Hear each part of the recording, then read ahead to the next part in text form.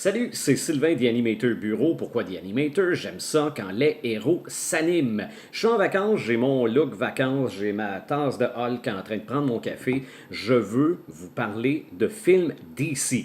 Pas des films au grand écran, ça je laisse ça aux visionneurs dans les crinqués de super-héros, mais de films sur petit écran qui font, selon moi, l'unanimité. Le premier est The Batman Superman Movie. Pourquoi ce film-là que je viens de me procurer, je l'avais en cassette VHS, c'est que selon moi, c'est le film de Batman Superman.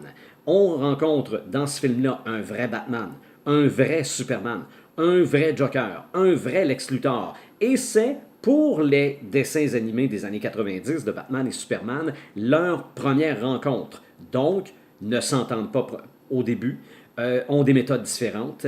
Superman découvre qui est Batman, mais surtout, Batman découvre qui est Superman, et quand Superman s'en rend compte, le look dans son visage en voulant dire mon tabarouette, c'est succulent comme séquence.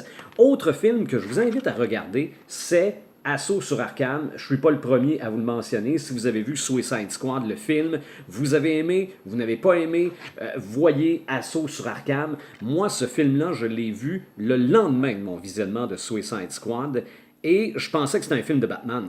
J'ai loué ça sur Netflix. Quand j'ai vu ça, c'est vraiment Suicide Squad 2.